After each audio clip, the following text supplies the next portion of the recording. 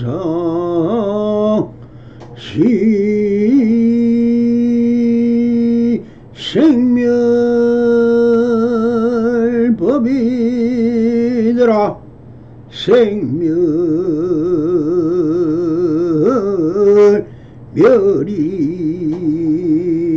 멸이하면 청멸이 위락이니라.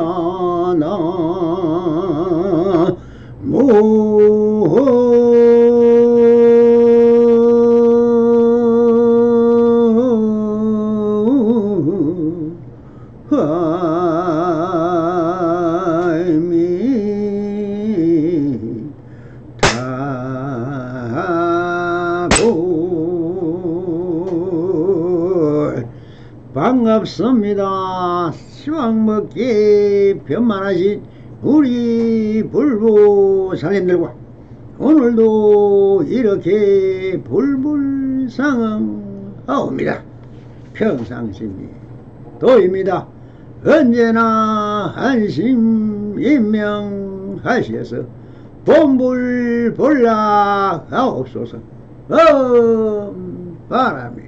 자, 오늘도 조사서 운문도 상근 상당대기 23회 5 제게 무슨 잘못이 있습니까 하는 주제로 우리 불보살님들과 함께 선문답을 통하여 그 안에 숨어있는 현지를 한번 쳐다보시기 바랍니다.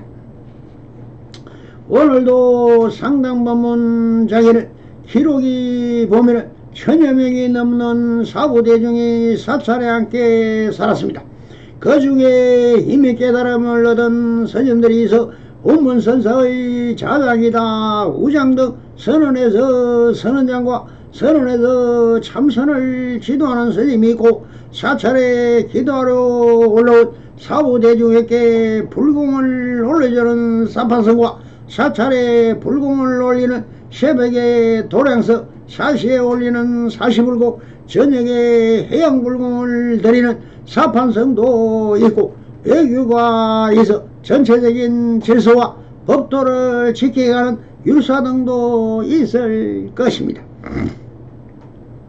여기의 상담법석은 이 사찰의 최고의 선지식이며 요즘 같으면 이런 상시 상당 법문이 올리는 것이 아니라 선언에서 1년에 2번씩 안거가 들어갈 때의 입제와 해제 때 나와서 일성법문을 하는 것만 그 명맥을 유지하는 현실이지만 옛날 중국의 당나라 송나라 때는 오직 최고의 스승이며 지금의 해주 같은 위치에 있는 운문선사의 상시 법문으로 되어 있었습니다.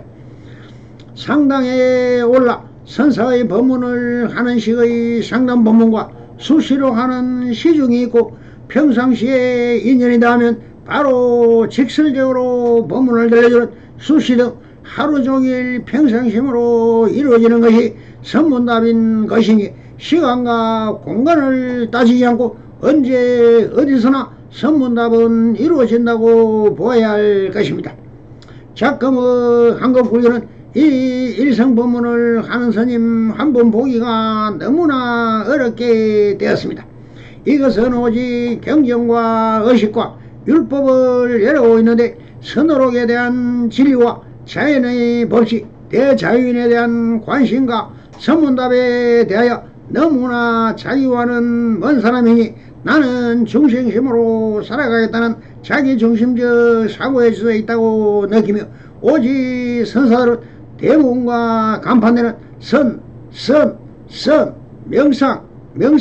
명상은 없는 곳이 없지만 막상 들어가 보면 다 기보신앙과 무소신앙, 철학관 등으로 사만이즘에 빠져 있습니다.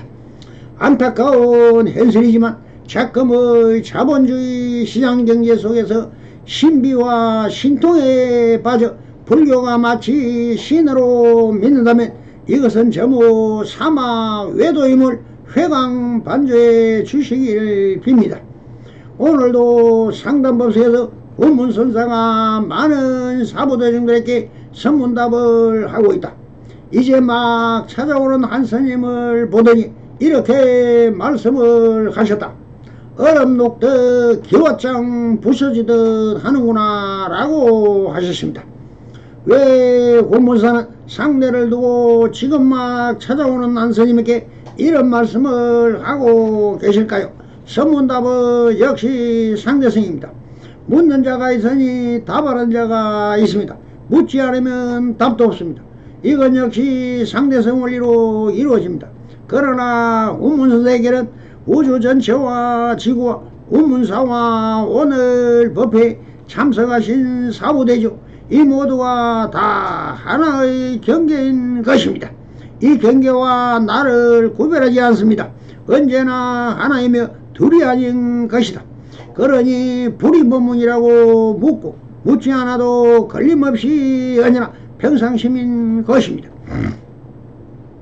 그러니 차별적 마음이 아니라 평상심으로 처음 오는 이 스님에게 바로 직설적으로 얼음 녹듯 기왓장 부서지듯 하는 거라고 하신 것은 사실 그 스님에게만 하는 말이 아니라 여기 모여있는 모든 사부대중을 상대로 항상 일로를 설하신 것입니다. 이것이 무엇입니까? 얼음이 녹듯이란 것은 얼음은 무엇입니까? 교훈에 따라 물이 얼어 얼음이 된 것입니다. 그럼 얼음은 형상이 있으니 색입니다. 그러다 기온이 올라가 얼음이 녹으면 무엇이 됩니까? 물이 됩니다. 여기서 물이 그대로 진영인 것이죠. 그러나 빛이 계속하여 물을 비추면 물은 수증기가 되어 하늘로 올라갑니다. 그런 물이 변하여 구름이 됩니다. 구름에는 가벼운 흰 구름도 되고 깊은 구름도 있고 모이고 모이면 먹구름이 되어 다시 모이고 굳어져서 굳어지면 비가 되고 땅에 내려옵니다. 이 물은 지하로 스며들면 지하수가 되고 겨울로 가면 겨울물이 되고 연못에 가면 담수가 되고 수도관을 따고 들어오면 식수가 되고 이 식수를 마시면 사람이나 동물의 피가 되고 식물이 마시면 꽃이 되고 잎이 됩니다. 세수를 하면 세수물이 되고 음료수를 만들면 콜라가 되고 사이다가 됩니다. 침이 되고 똥물이 되고 하수물이 되고 이것이 강에 들면 강물이 되고 흘러 내려가면 바닷물이 됩니다. 그러다 다시 수증기가 되어 하늘로 올라갑니다. 이렇게 돌고 돌지만 형상과 모양은 수백만 가지로 변하지만 오직 물은 물일 뿐입니다. 이것은 전부 연기적 현상이라고 하고 있습니다. 또 기왓장 부서지듯 하는구나. 기왓장을 망치로 부서지면 무엇이 됩니까? 자갈같이 되고 다시 부수면 모래같이 될 것이고 좀 더 부수면 흙이 될 것이고 더 나누면 분자가 되고 원자가 되고 원자핵이 되고 이렇게 미진이라고 했지만 과학적으로 더욱 나누면 양자가 됩니다. 양자는 공입니까? 색입니까? 색도 아니고 공도 아닙니다. 그럼 무엇이라고 합니까? 미진이 모이면 색이라고 흩어지면 공이라 합니다.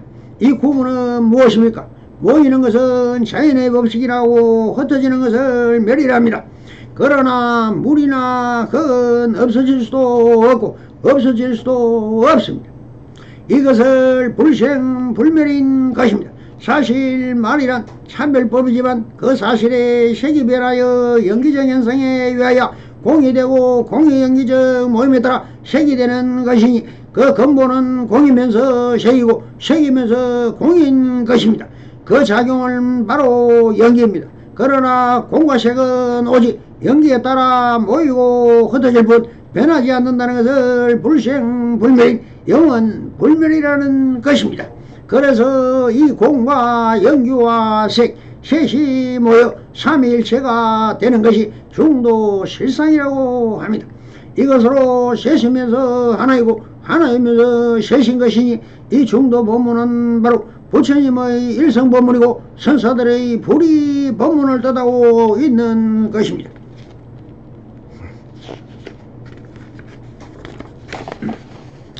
그런데 이 처음 온 중생성은 스님은 이 법문을 마치 자기가 상대로 해서 차별보로 하는 줄 착각하고 이렇게 말을 합니다. 제게 무슨 잘못이 있습니까? 라고 묻습니다. 이렇게 자기라는 것이 사실 없는데 어찌하여 제게라고 하였습니까? 이것이 아상, 인생, 중세상, 수자상인 것이 있지 이렇게 말을 합니다. 아직 일적, 일체, 다세, 일미진중, 함시방이라는 하나가고 전체이며 작은 미진 속에 시방세계가 들어있다는 뜻도 모르고 차별과 분별심으로 한 말이기 때문에 이렇게 시간과 공간을 뛰어넘는 격의 소식으로 이렇게 말씀을 하십니다. 이것은 사실 온 사부대중에게 한 소리일 것입니다. 일곱 방망이로 열셋을 대정하는구나. 여기서 일곱 방망이와 열셋을 대정하는구나 라고 말하는 명색에 따라가면 다 틀려버립니다.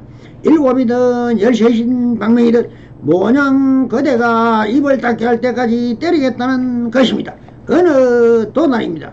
보이면 보이는 그대로, 들리면 들리는 그대로일 뿐임을 밝히는 대목입니다. 그런데 선문답을 묻고 있는 그대로 그 묻는 것이 무엇이니나 알고라 하느냐. 다 그대들의 욕망이거나 어정이거나 아른 말이 견문각제이니 문자를 따라 묻고 싶은 생각이 떠오르면 오직 그것을 하도 삼아 오직 스스로 간하고 자연의 법칙을 살행하여 스스로 얻어지는 각성은 오직 자립신앙임을 알아차리라고 하는 말씀인 것입니다. 상대의 입을 막는 한소림을 알아차려야 할 것입니다. 이렇게 처음 온 한 스님이 물러나자 다른 한 스님이 이렇게 물었습니다. 무엇이 조사가 서쪽에서 오신 뜻입니까? 라고 물었다. 조사설의란 하두는 너무나 흔한 하두입니다. 조사설의를 보설해 본다면 이렇습니다. 여기서 조사란 초조 달마대사를 말합니다. 따라서 중국 선종의 초조 달마대사가 서쪽 땅 인도에서 동쪽 땅으로 중국으로 건너온 까닭이 무엇인가라는 말입니다. 한 선생이 조주 선생에게 물었다. 어떤 것이 조사 달마가 서쪽에서 오신 뜻입니까? 여하시 조사 설의라고 물었다. 이 말은 달마가 가져온 진리가 무엇이냐, 즉 무엇이 선의 진리냐, 불교 근본이 무엇이냐, 불법의 참뜻은 무엇이냐 하는 말이기도 하다. 부처님의 신법을 이어받다는 달마조사가 중국에 와서 소림굴 속에 면박을 시작하니 신법을 전해줄 사람을 기다리는 처지에서 달마대사가 전화로 오고서 대체 무엇이냐고 의심과 질문의 단초입니다. 달마대사가 서쪽 인도에서 중국으로 와서 중국을 대역신했다. 경전이나 모든 것이 소용없다고 하여 불임 문자를 표방하고 문자, 계율, 연불 등을 모두 부인했다. 오로지 마음을 지키는 한 가지 공부에 모든 행을 들였다. 관심 일법 총섭정 하고 바로 마음을 가리켜 대본의 성품을 보고 부처가 되게 한다. 직지 인심 견성 성불이라고 했다. 그리하여 그의 문화에서 많은 도인이 나왔다. 사람들은 앞다투어 무건불교를 버리고 이 세법을 배우려고 했다. 그러므로 조사가 서쪽에서 오신 뜻이란 것은 달마대사가 전해온 특별한 법, 엄밀한 이치, 곧 불법의 똑바른 이치와 같은 말이다. 곧 불법의 대의를 말하는 것이다. 그게 무엇이냐는 말이다. 말로는 전할 수 없다는 마음에서 마음으로 전해진다는 것이 도대체 무엇이냐 하는 것이다. 그리고 지금까지 중국에 전해진 수많은 불경의 가르침은 무엇이기에 신법이 따로 있으며 부처님의 정법은 마음에서 마음으로 전해진다고 말하는 조사가 왔으니 무엇을 전하려 왔는지 말해달라는 이런 물음에 대한 조주선사가 답이 떡밥입니다. 떡 앞의 전나무 달마조사가 전하려 한 정법을 핵심이 무엇인지 말해달라. 저 무엇이 선의 진리냐고 물음인데 엉뚱하게 그 답이 정정 백수다라니 기가 찰 오르시다. 무슨 뜻일까? 이웃 떠나퍼 잣나무 이런 말을 화두로 널리 사용되고 있다. 화두는 이렇게 논리적으로 설명할 수 없는 어느 도단의 세계이다. 또한 화두는 아무나 밀명과 같아서 지식과 아르마리로는 분석되지 않는다. 오직 큰 열심을 가지고 탐구하다가 보면 결국 깨달음을 이룰 수 있는 것이 선불교의 화두의 속성이다. 따라서 화두는 깨달음의 경지으로 아르마리로 풀이해서는 안 된다. 부처님께서는 언어로서 본래 법체를 삼지 않았던 것은 말과 문자는 진리를 일러주는데 완벽한 도구가 되지 못한다는 것을 통한 바가 있기 때문이다. 그러므로 이심전심의 이치를 터득한 가섭손자와 말 이전의 것, 즉 부처님 정법한자 열반 묘심을 이어받을 수 있었던 것이다. 달마는 부처님 법을 전하러 온 것이다. 그렇다면 부처님 법 정법한자 열반 묘심이 무엇일까? 바로 마음을 깨신 것이다. 그러므로 달마대사는 부처님이 깨친 마음을 전하여 중국에 온 것이다. 왜냐하면 달마대사는 부처님이 깨치신 그 마음을 알고 있기 때문이다.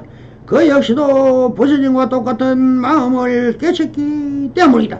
그 마음의 이치를 알리기 위해 중국에 왔다. 그러나 그것을 말이나 글로서 전달할 수가 없다. 이런 깊은 뜻을 알리 없는 중생으로서야 답답하기만 하다. 그리고 그 마음이 어디에 있을까? 이것을 찾는 것이 선이다. 이것은 경전에도 없다. 마음이 어떻게 경전에 있을 수 있겠는가? 다만 성공부하고 수행한 사람만이 마음의 진리를 알고 그 대답의 비밀한 뜻을 알게 되는 것이다. 경전에도 없는 것은 내가 저주 무슨 제주로 말을 알려주겠나? 그러니 떠나퍼 잣나무라고 깨다. 애선사가 흔히 거론한 토끼뿔, 뿔이 없는 토끼인데 무슨 토끼뿔인가? 거북털이라. 털이 설리 없는데 무슨 거북털인가? 이러한 말과도 같은 속성의 말이다. 부처님 법을 공부한다는 자들은 하는 말들은 모두 심달지 않은 헛소리일 뿐이다.